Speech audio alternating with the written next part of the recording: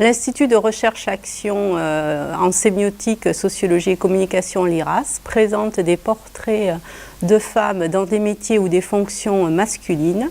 Aujourd'hui, une présidente de crue et une présidente de cave coopérative à Mory, dans le département des Pyrénées-Orientales.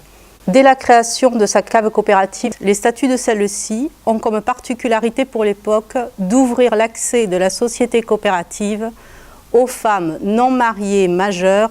Toutefois, elles ne pourront faire partie du conseil d'administration ni de la commission de contrôle. Cet article s'adresse aux femmes non mariées car elles ne sont pas sous la tutelle du mari. Il faudra attendre 1938 pour supprimer l'incapacité juridique de la femme mariée. À cette époque, en hiver, elles ramassaient les sarments, en mai, elles éclaircissaient et ébourgeonnaient. À l'automne, elles vendangeaient. Elles ont dû attendre plus de 100 ans pour avoir accès aux responsabilités. Comme le démontre Jean-Louis Escudier dans son ouvrage « Les femmes et la vigne », l'activité viticole est un révélateur de la division sexuée du travail produisant des inégalités salariales. La non-reconnaissance des compétences professionnelles des femmes et les disparités salariales qui en découlent perdurent dans leurs grandes lignes aujourd'hui. Nous allons vous présenter le portrait d'Aurélie Pereira, vigneronne présidente du cru Mory, et d'Isabelle Marquier, présidente de la cave des vignerons de Mory.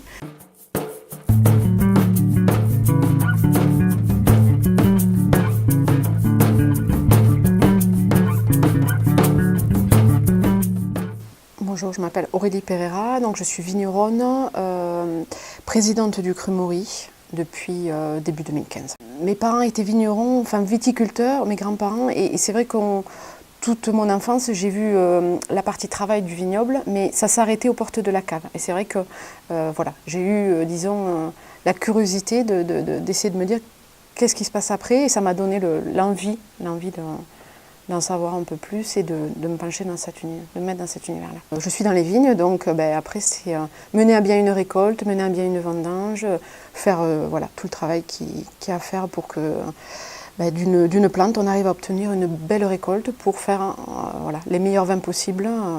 Donc c'est tout le travail de taille, le travail de tout ce qu'il y a à faire pour que la plante soit et le raisin soit le plus beau possible à la fin de l'année. Donc c'est le travail d'une année. Vraiment.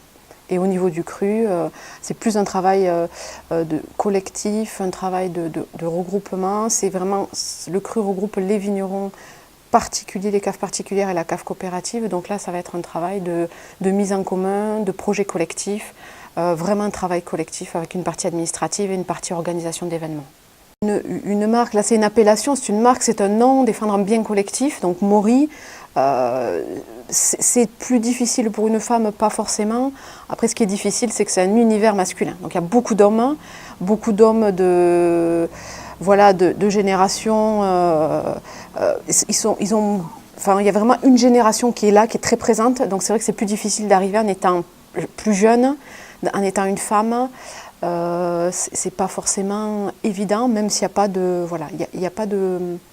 Il n'y a pas d'opposition, voilà, on se sent accueilli. Maintenant, c'est sûr qu'on se sent un peu arrivé dans un cadre en étant un petit peu différent. Donc voilà, il faut prendre ses marques, il faut arriver à ce que les gens vous fassent confiance. C'est une question d'avoir envie de participer, d'avoir après, moi je l'oublie, et du coup les gens oublient aussi de se dire on n'est pas un homme ou une femme dans ce milieu-là, on est quelqu'un qui veut défendre son terroir, qui veut défendre ce qu'il pense être la partie qualitative d'un travail et qui a envie de participer à cet élan, à cette construction. D'être une fille, voilà, il faut un peu plus au départ, il faut un peu plus... il faut aller chercher le respect par le travail, par le fait d'être consciencieux et de savoir que, voilà, de faire un peu ses preuves, mais après, il n'y a pas vraiment de différence. Moi, j'ai fait un BTS, donc un bac S d'abord, donc une filière classique, bac scientifique. Et ensuite, j'ai fait un BTS viticulture-œnologie. Et ensuite, un second BTS en une année de plus sur la partie commercialisation des vins. Puisqu'après, voilà, il y a les deux facettes qui m'intéressaient, la partie technique, vignoble, technique, cave beaucoup, puisque c'est ce que je connaissais le moins. Donc, et après, la partie commercialisation. Et mes grands-parents étaient vignerons. Donc, c'est vrai que quand s'est posé le choix de l'orientation, j'étais un petit peu, je ne savais pas trop. J'avais la partie scientifique, biologie qui m'intéressait beaucoup, donc je m'étais un peu orientée là-dedans aussi. J'avais postulé d'ailleurs à l'université sur des choses. Et puis après, en feuilletant un magazine, un jour je suis tombée sur un œnologue qui parlait de son métier. Donc la partie de l'œnologie, c'est vraiment le travail du vin, ce qu'on fait du raisin. Voilà, un beau raisin, il faut avoir un beau raisin pour faire un beau vin, mais pour l'amener, pour faire le vin, il faut vraiment la partie toute technique. Et ça, je ne le connaissais pas en fait, puisque mes parents, ils étaient viticulteurs, donc mes grands-parents et mes parents qui aidaient aussi beaucoup. Et c'est vrai que voilà, ça m'a. Là, je me suis dit, voilà, ça m'a interpellée. Je me suis dit, voilà, là, il y a quelque chose. Et j'ai creusé. C'est comme ça que je suis arrivée à faire un BTS, que j'ai commencé le BTS viticulture œnologie. Puis après, tout s'est enchaîné. Ça s'est jamais arrêté jusqu'à présent. Tout s'est enchaîné très vite. Le travail de la vigne, en tout cas, est assez physique. En cave, selon les métiers, ça peut être physique aussi. Donc, moi, j'ai été pendant une dizaine d'années au début de ma carrière, une fois que j'ai fini mes études, sur la partie plus vinification, mais dans une petite structure, donc je pouvais tout faire assez facilement. Maintenant, je suis plus sur la partie vignoble. C'est un travail d'équipe aussi, puisque les hommes aussi se font aider sur des choses. En fait, il y a des parties du métier qu'on doit faire à plusieurs. Donc, voilà, après, on s'adapte pour trouver des aides. Et puis, il y a beaucoup de choses maintenant avec la mécanisation. Il y a beaucoup d'outils qui quand même facilitent le travail des femmes. J'ai changé un peu d'orientation. C'est vrai que Isabelle, elle était déjà dans le conseil d'administration de la cave. Et voilà, on ne se connaissait pas beaucoup, mais c'est vrai qu'on petit à petit, on a appris à se connaître. Voilà, on est très différentes, mais ça permet d'avoir peut-être une sensibilité un peu commune, d'avoir ce côté. Voilà, on est aussi, il faut se bagarrer. On est des femmes de caractère, je crois. Bon, il y en a qui disent de mauvais caractère ou je sais, mais de caractère. Non, de caractère, c'est important, c'est savoir, voilà, imposer aussi à un moment donné s'imposer. Donc, tout en étant ouvert, l'ouverture et en même temps savoir ce qu'on veut. Donc, c'est vrai que voilà, d'être ensemble en parallèle, ça permet à un moment donné, quand on a des doutes sur des petites choses aussi, de pouvoir s'entraider, On est solidaires entre nous. Voilà, il y a des liens avec Isabelle, mais il y a des liens aussi entre les hommes et les femmes. Enfin voilà, c'est pas que parce qu'on n'est pas dans notre coin entre filles, c'est vraiment une solidarité plus large. Mais une solidarité aussi des épreuves. On peut traverser des choses difficiles à des moments, ça crée aussi un lien fort d'arriver à essayer de surmonter ces éléments-là. Donc, moi, j'ai la chance d'être très accompagnée. Je pense, je pourrais pas faire tout ce que je fais si j'étais pas accompagnée. Donc, mon compagnon d'abord, qui est très présent. J'ai une petite fille de 6 ans et demi. Enfin, on a une petite fille de 6 ans et demi, donc il est très présent aussi. Il participe à la vie du foyer, à la vie familiale. Voilà. Donc, ça pourrait pas se faire. L'investissement qui prend quand même beaucoup de temps. On a beaucoup de réunions très tardives. Enfin, l'emploi du temps, il est assez large entre le travail principal de la vigne, le travail du cru, de réunion, d'administration et le travail après de gestion voilà, parce qu'il faut aussi aller à l'extérieur, participer à des réunions au niveau départemental et parfois même régional. Donc ça prend quand même du temps. Donc le papa est très présent, puis après moi je suis très accompagnée par ma famille aussi, ma mère qui m'aide aussi, voilà, elle est toujours là présente. Elle connaissait, enfin c'est ce que c'est d'être dehors, le travail de la terre, et puis elle a toujours, elle m'aide beaucoup aussi sur la partie gestion du quotidien aussi. Je pense que la première, c'est d'être passionnée, c'est de vraiment, c'est un choix et d'avoir envie de défendre quelque chose, même s'il y a plein de difficultés, de se dire voilà, la passion de ce qu'on fait et d'avoir envie de faire découvrir aux gens. De transmettre ça, de défendre quelque chose. On a un métier très complet, très passionnant, que ça soit... Ce qui est intéressant, c'est que moi j'ai souvent...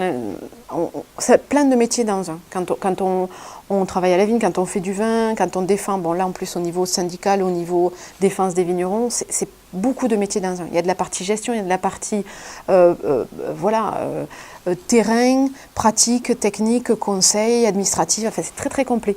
Donc ce qui est intéressant, c'est que voilà, quelles que soient un peu ses qualités, on peut trouver à s'exprimer dans ce métier-là, dans ces métiers-là, parce que c'est pas qu'un seul métier, c'est dans tous ces métiers-là. Après, on a la chance d'être notre propre patron, je ne sais pas comment on peut dire ça. On est, oui, chef d'entreprise. Enfin bon, après, c'est une entreprise individuelle. Moi, dans mon cas, après, il peut y en avoir qui sont des entreprises familiales ou des entreprises avec d'autres personnes. Moi, j'ai vécu ça avant. Là, maintenant, je suis en entreprise individuelle. Donc, on est son propre patron. On peut faire des choix stratégiques. On a quand même une certaine liberté de s'organiser aussi pour justement concilier un petit peu certains paramètres de la vie. professionnelle et familiale. Puis c'est très intéressant, c'est passionnant. Au départ, c'est vrai que quand j'étais plus jeune, ma famille, enfin, les femmes, je dirais, de ma famille ont été un peu plus sur le côté réservé, me dire attention, c'est un métier d'homme, c'est difficile, c'est pas évident, t'es sûr de faire ces choix-là, t'as fait des études, pourquoi pour revenir à la terre finalement? Bon, elles comprenaient pas trop. Et puis elles avaient un peu peur, donc c'était une espèce de mise en garde en disant bon, fais ce choix-là, mais en toute conscience. Donc c'était aussi pour alerter sur les difficultés, sans me décourager, mais alerter sur les difficultés. Et c'est vrai que voilà, mais bon, elles m'ont accompagnée. Ma maman disait souvent à notre époque on ne pouvait pas faire ça, on n'avait pas toutes ces possibilités-là, donc c'est vrai que de se dire voilà, au travers de ça, elle le voyait comme un métier d'homme et se rendre compte que finalement une femme pouvait aussi le faire, il y avait une certaine satisfaction, il y avait de la réserve et en même temps une certaine satisfaction. Après, j'ai toujours, après elles m'ont soutenue, malgré ces mises en garde, elles m'ont soutenue. Mon papa a toujours dit voilà, tu veux faire ça, on va t'aider au maximum, voilà. Comme ils possédaient des terres, ils m'ont donné des terres aussi pour pouvoir monter, puisque je me suis installée dans une société avec d'autres personnes, pouvoir m'installer. Ils m'ont toujours aidé au maximum de ce qu'ils pouvaient faire. Voilà, en faisant des choix éclairés, en me disant aussi y a ça, mais essayer d'avoir d'autres choses à côté aussi, que ça soit voilà, divers et varié. Donc essayer de construire quelque chose d'équilibré. Voilà. Et puis après, là, mon compagnon qui me soutient aussi. Voilà.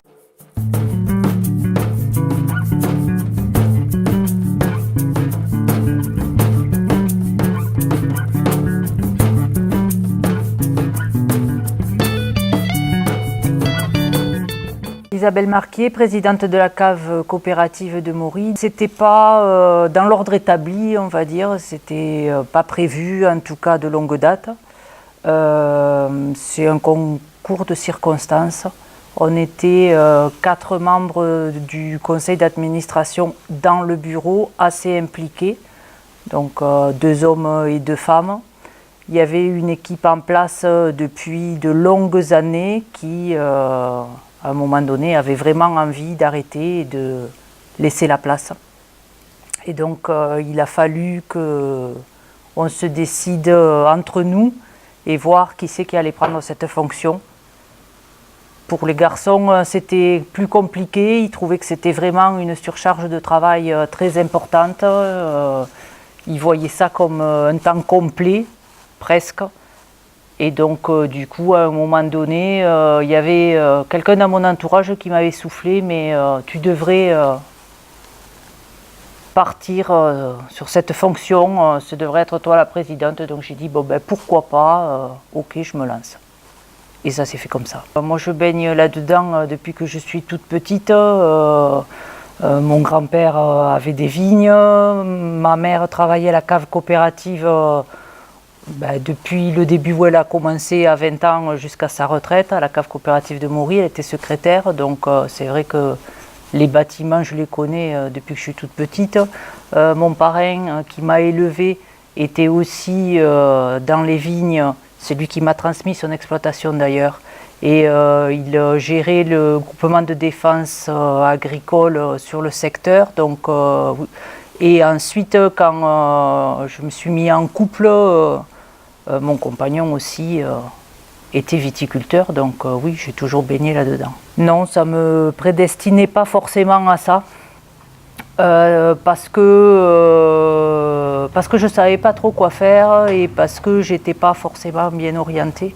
Donc en quittant la 3e, le dessin me plaisait, je savais que je voulais faire quelque chose en rapport avec l'extérieur et pas rester enfermée dans un bureau en permanence.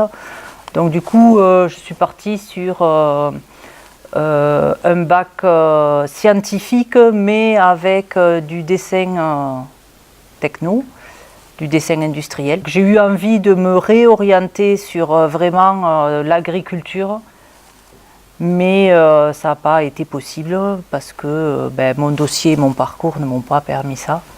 Parce qu'à l'époque, j'avais plus en vue quelque chose comme technicien agricole ou voilà.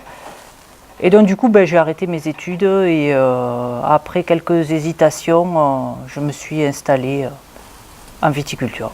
c'est arrivé à manager une équipe, ou même deux, on va dire. D'un côté, les salariés pour faire avancer et prospérer la cave coopérative. Et puis de notre côté, l'équipe des responsables, donc le conseil d'administration. C'est important parce que il y a aussi le côté des coopérateurs qui, eux, ne sont pas au sein du conseil d'administration et du coup, ils n'ont pas la même vision des choses que nous. C'est vrai que c'est un peu deux mondes différents quand on est à l'extérieur et quand on est à l'intérieur. On ne mesure pas du tout les mêmes choses. Même si on essaie tout le temps de faire passer l'info, c'est vrai qu'être au sein d'un conseil d'administration et encore plus au bureau restreint, c'est vraiment différent et on voit les choses différemment. Je savais que c'était très compliqué, c'est d'ailleurs pour ça que ça me freinait. D'autant plus que quand j'ai pris cette décision, je m'étais séparée, ça faisait très peu de temps. Et donc du coup, je gérais pas forcément le temps de vie avec mon fils et tout facilement. Donc on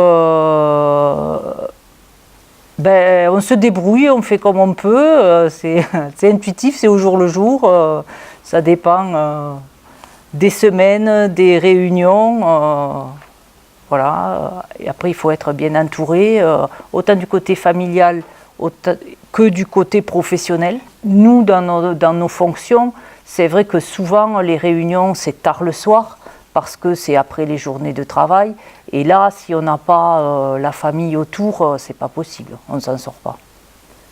Moi, j'ai la chance d'avoir pour mon fils ma mère très très très présente, mais il a aussi sur le village son père et ses grands-parents paternels, et du coup, c'est vrai qu'on se débrouille comme ça, mais malgré ça, c'est vrai que je me mets des fois des freins, quoi, parce que il faut arriver à concilier tout et c'est pas possible tout à un moment donné. C'est arriver à faire passer des idées, même si au départ on n'est pas forcément tous d'accord, forcément on n'a pas toujours les mêmes idées, les mêmes opinions, mais à un moment donné, arriver à avoir un consensus pour que les choses avancent et qu'on fasse de belles choses, ça c'est un challenge qui vaut souvent le coup.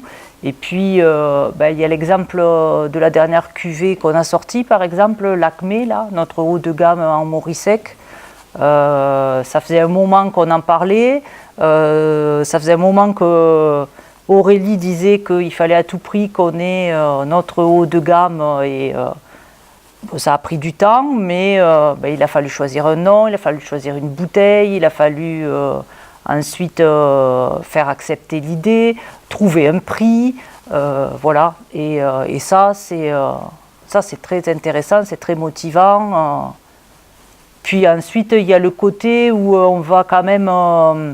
la cave coopérative, c'est le noyau économique du village. Avant tout, il faut que les coopérateurs vivent assez dignement de leur métier.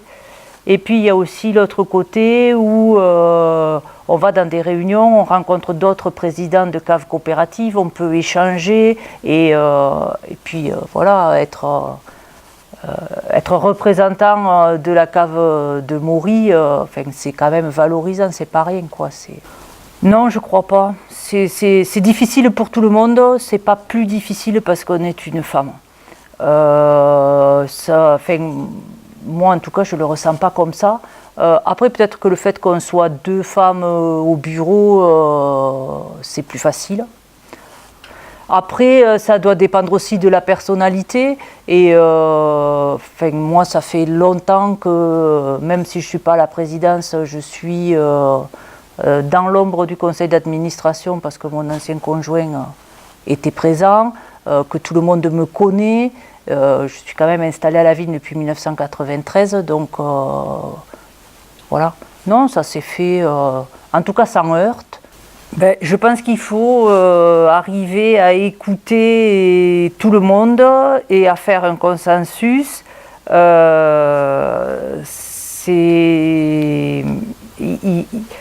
Il faut des fois changer d'opinion parce qu'il faut écouter la majorité.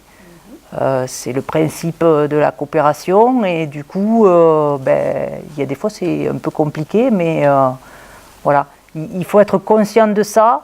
Et puis, moi en tout cas, dans mon cas personnel, ce qui est le plus compliqué, c'est la masse salariale et c'est le côté salarial. Plus que le côté conseil d'administration et décision à prendre. C'est parce que même s'il y a un directeur qui est là pour ça, nous en tant que responsables, on a toujours notre mot à dire et un regard plus proche des salariés. Donc c'est vrai que j'essaie en tout cas, j'y arrive pas forcément tout le temps, mais j'essaie en tout cas de les ménager, des fois les protéger, mais déjà je suis pas sûre que on se prépare toujours à diriger une cave coopérative en tant que présidente. Mais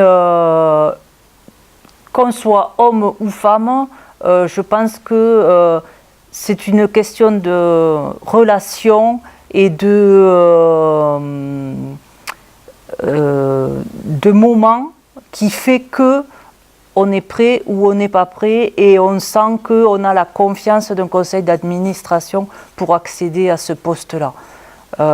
Après, forcément, en tant que femme, c'est plus difficile et plus compliqué parce qu'on revient sur la question du temps à gérer. C'est compliqué aussi pour un homme, certes, mais je pense que les femmes, on se met toujours plus de pression et plus de devoirs envers les enfants ou des choses comme ça qui font que c'est toujours plus compliqué. Mais voilà, je crois qu'on ne se prépare jamais assez en tout cas, ça c'est sûr. C'est quand on y est qu'on se rend compte vraiment de tout ce qu'il y a à faire. Et puis après, il faut toujours être entouré. Il ne faut pas prendre... Après, il y en a qui n'ont pas le choix parce que dans les caves coopératives à l'heure actuelle, en tout cas sur le département, il n'y en a plus beaucoup. Et il y a de toutes petites structures qui continuent à vivre et où le président, il est à la fois président, directeur et où il fait tout. Et là, c'est beaucoup plus difficile que chez nous.